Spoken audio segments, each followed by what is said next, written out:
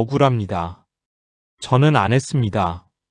재판정에서 외치는 피고인의 목소리입니다.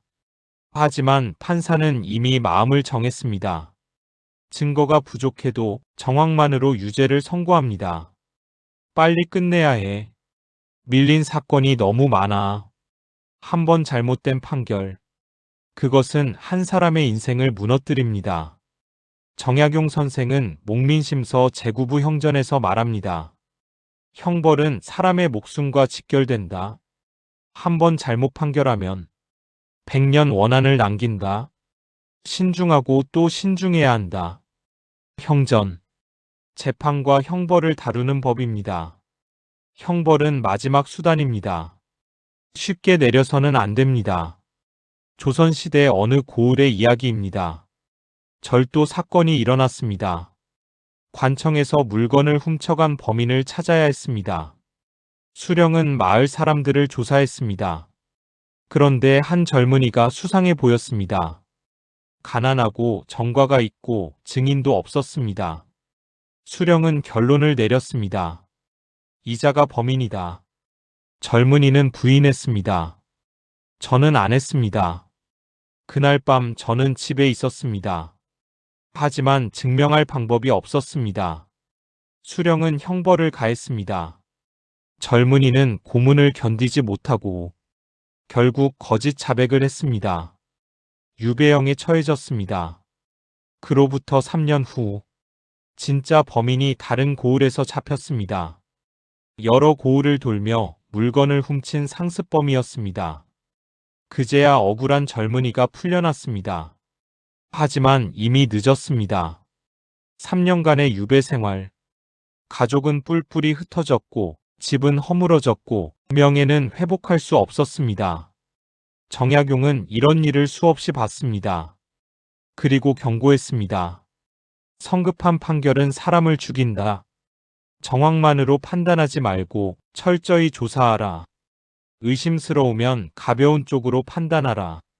정약용은 형벌에 대해 명확한 입장이 있었습니다. 형벌은 사람을 바로잡기 위한 것이지 고통을 주기 위한 것이 아니다. 조선시대 감옥은 끔찍했습니다. 좁은 감방에 수십 명이 갇혀 있었고 먹을 것도 변변치 않았고 병들어도 치료받지 못했습니다. 죄수들은 형을 받기도 전에 감옥에서 죽어갔습니다. 정약용은 이것을 경계했습니다. 죄수라고 해서 사람이 아닌 것이 아니다. 밥을 주고 집을 주고 병들면 치료하라. 형벌을 기다리며 고통받게 하지 말라. 또한 폭력배들에 대해서도 언급했습니다. 마을에는 항상 폭력을 휘두르는 자들이 있었습니다. 힘으로 백성을 괴롭히고 약한 사람을 착취했습니다. 정약용은 단호했습니다.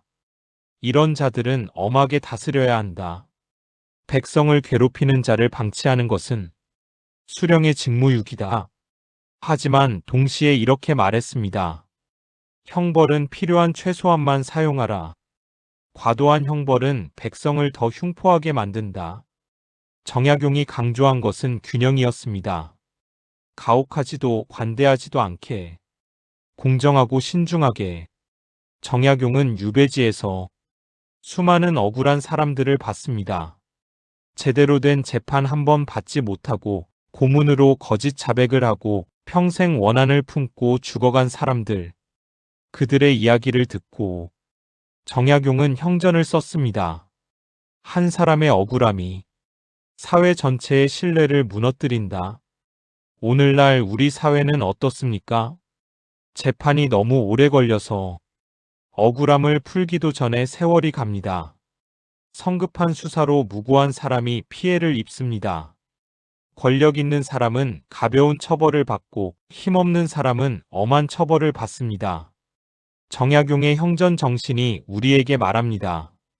형벌은 사람을 살리는 도구여야지 죽이는 무기가 되어선 안 된다. 재판은 빠르게 끝내는 것이 목표가 아닙니다. 정확하게 진실을 밝히는 것이 목표입니다. 형벌은 강하게 주는 것이 능사가 아닙니다. 공정하게 주는 것이 중요합니다. 한 사람의 억울함. 그것은 단순히 한 사람의 문제가 아닙니다.